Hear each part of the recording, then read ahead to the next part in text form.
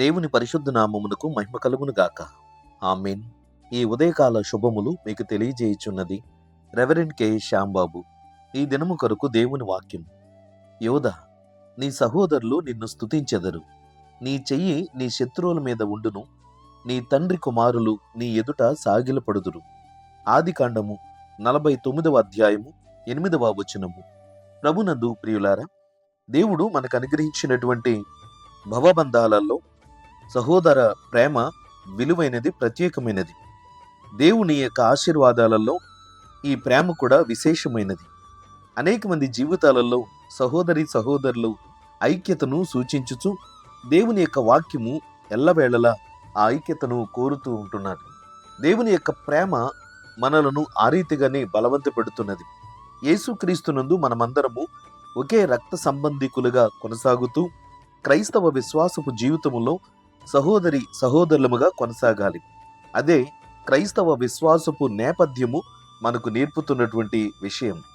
అయితే ఈ చదవబడిన వాక్యము భక్తుడైనటువంటి యాకోబు తన యొక్క 12 కుమారులను పిలిచి దేవుని యొక్క ఆత్మతో నింపబడిన వాడై ప్రవచనాత్మకంగా వారిని ఎలాగూ దీవిస్తున్నాడు. తల్లిదండ్రుల యొక్క దీవెన విశేషమైనది. చాలా సందర్భాలలో ఆ దీవెనలను మనము కోల్పోతున్నాం. తల్లిదండ్రులు తమ యొక్క ఆత్మ పూర్ణులుగా చేసిన దేవుని యొక్క శక్తిని బట్టి తమ బిడ్డలను ఆశీర్వదిస్తాడు. అందుకని తల్లిదండ్రులను మనము ప్రేమించాలి. వారి నోట వచ్చిన ప్రతి వచనము మనకు ఆశీర్వాదకరముగా ఉండాలని ఆశించాలి. యాకోబు తండ్రి అయినటువంటి ఇస్సాకు కూడా యాకోబును అలాగనే దీవించాడు.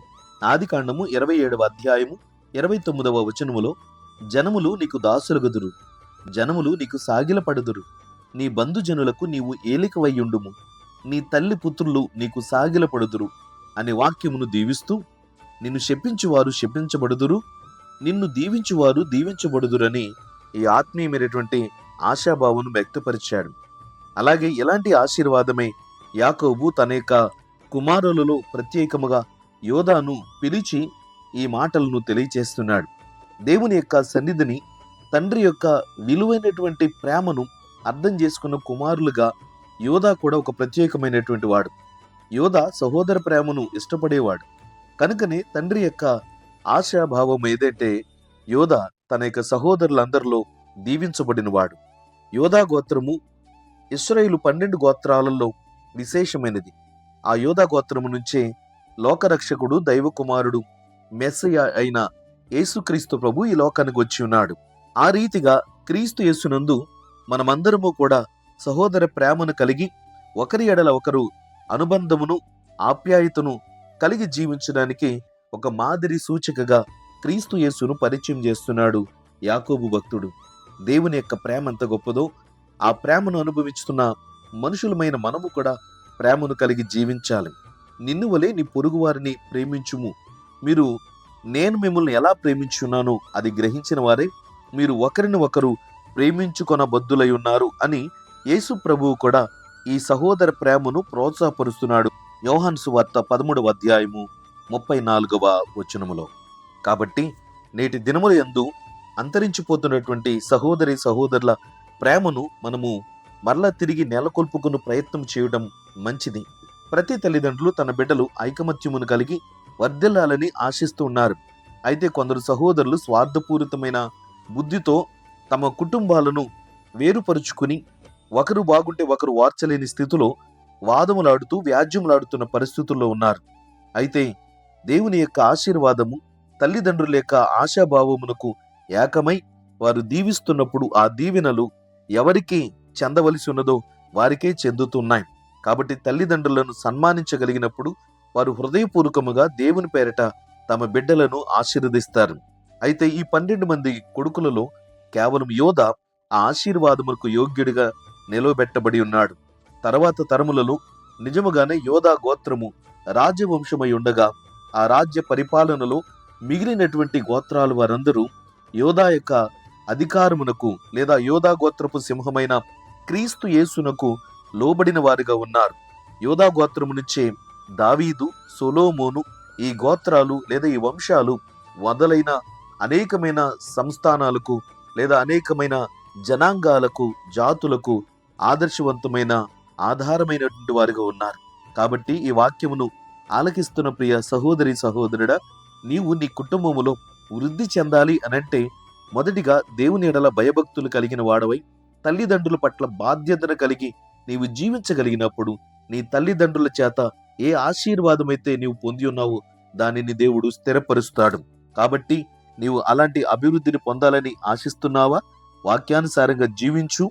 నీవు నీ కుటుంబములలో అభివృద్ధిని ఆశీర్వాదాన్ని పొందుతూ నీ తోబుట్టువుల కంటే నీవు అత్యధికముగా వర్ధిల్లుతావు. దైవాశీస్సులు కలుగునుగాక. ఆమేన్. ప్రార్థన. ప్రేమగల తండ్రి, ఘనమైన దేవ, నీకు స్తోత్రాలు. దివ్యమైన నీ మాటల చేత మమ్ములను సంస్కరించి నడిపిస్తున్నారు ప్రభు. భౌతిక సంబంధమైన లోకములో సహోదరి సహోదరులముగా మేము ఐకమత్యమును కలిగి జీవించవలసిన అవసరత ఉన్నది ప్రభు. ఒకే తల్లి కడుపు నుంచి పుట్టిన ప్రతి బిడ్డలు క్రీస్తు యేసు రక్తము చేత కడిగి పవిత్రపరిచిన క్రైస్తవ సంఘము ఆ క్రైస్తవ ప్రేమను కలిగి జీవించాలి. కనుక ఒకరినొకరు ప్రేమించుకుంటూ ఒకరికొకరు ఆదర్శవంతంగా ఉండగలిగినప్పుడే ఆ ఆత్మీయత అంకురించబడుతుందని వాక్యం ద్వారా తెలియచేస్తున్నావు ప్రభువా. ఈ మాటలను ఆలకిస్తున్నటువంటి ప్రతి బిడ్డలు తమ యొక్క వంశములో, తమ యొక్క జీవితంలో, తమ కుటుంబాలలో ఆయా ఉన్నతమైన స్థాయికి వెళ్ళాలని ఆశిస్తున్నాం. ప్రతి బిడ్డలను దీవించు తండ్రి, ఆశీర్వదించండి. ఒకరి ఎడల ఒకరికి ప్రేమ, సమాధానము, నెమ్మదిని కలిగింపు చేసి మీరు మహిమ పొందండి ప్రభువా. నీ వాక్యపు లేఖనాలు అనేకమైనవి మాకు నేర్పుతున్నావు కనుక తల్లిదండ్రులను ప్రేమించుటను బట్టే ఆశీర్వాదములకు యోగ్యులుగా ఉన్నాం ప్రభువా. నీ సన్నిధిని ఈ వాక్యమును ఆలకిస్తున్న ప్రతి బిడ్డలు తాము తమ జీవితములో అభివృద్ధికి కారణమైన తల్లిదండ్రుల ఆశీర్వాదములు నిలుపుకున్నట్లుగా వారికి మంచి మనసును దయచేయండి. నేటి వాక్యమును ఆలకిస్తున్న ప్రతి బిడ్డలను పేరు పేరున దీవించు తండ్రి, ఆశీర్వదించండి. ఏ కుటుంబాల్లో సమస్యయుతమైన పరిస్థితులు ఉన్నవో వాటిని పరిష్కరించి సమాధానము, నెమ్మదిని, ఆశీర్వాదమును దయచేయండి.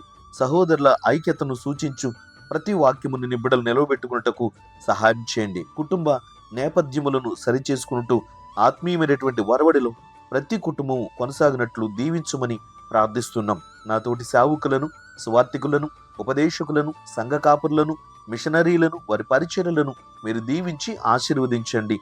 శ్రమలో ఉన్న బిడ్డలను ఆదుకొనండి. వ్యాధిగ్రస్తులను అందరినీ మీరు ముట్టి స్వస్థపరచండి. సమస్తమైన మహిమ, ఘనత, ప్రభావములు యుగయుగములకు నీకే చెల్లిస్తూ యేసుక్రీస్తు నామమున ప్రార్థన చేయుచున్నాము తండ్రి. ఆమేన్. తండ్రి, కుమారుడు, పరిశుద్ధాత్మయను త్రియేక దేవుని దీవెన ఇప్పుడు ఎల్లప్పుడు మీకందరికీ తోడయుండునుగాక. ఆమేన్.